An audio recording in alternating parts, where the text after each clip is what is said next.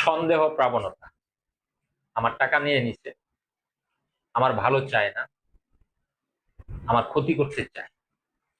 সম্মানিত ভিউয়ার্স, আসসালামু আলাইকুম। আমি ডাক্তার মোহাম্মদ আব্দুল লতিফ সিরাজি, ঢাকা হোমিও ক্লিনিক, রাজশাহী।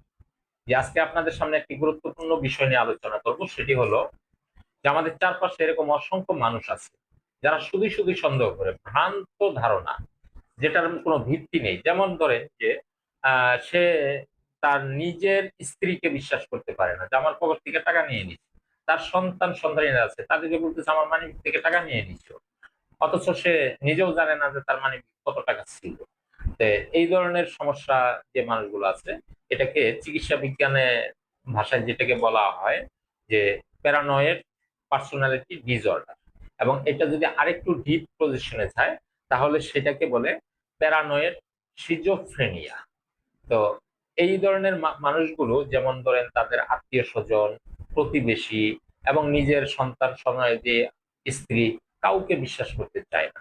তাদেরকে কেউ শুভেচ্ছা জানালে সেটাতেও সন্দেহ, তাদেরকে যদি কেউ অভিনন্দন জানায়, মানে তাকে যদি কেউ অভিনন্দনও জানায়, সেটাতেও সন্দেহ। তো এই ধরনের মানুষ একা একা থাকতে পছন্দ করে, অর্থাৎ তার বন্ধু বান্ধব বেশি থাকে না, মানে বন্ধু বান্ধবহীন।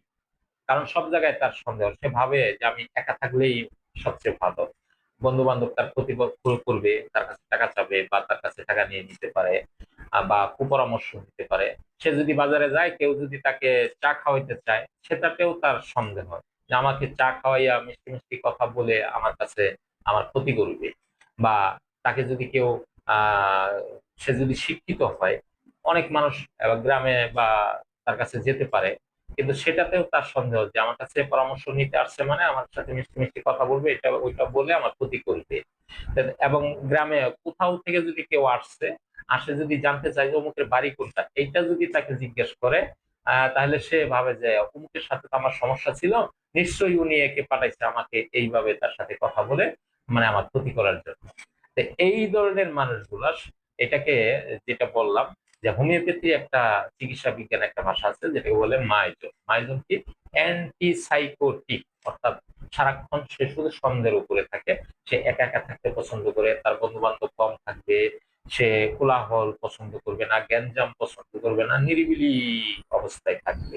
তো এই ধরনের মানুষ যেগুলো আছে, এই ধরনের মানসিক সমস্যা যে মানুষগুলো আছে, তাদের জন্য হোমিওপ্যাথি চিকিৎসা হইল বেস্ট চিকিৎসা। তাদেরকে একজন অভিজ্ঞ হোমিওপ্যাথি ডাক্তার স্বনামধন্য করে তাদেরকে চিকিৎসা দিবেন, ইনশাল্লাহ আশা করি ভালো হবে। আজকে এই পর্যন্তই। আর হ্যাঁ, যাওয়ার আগে আপনাদেরকে বলছি, এই ঢাকা হোমিও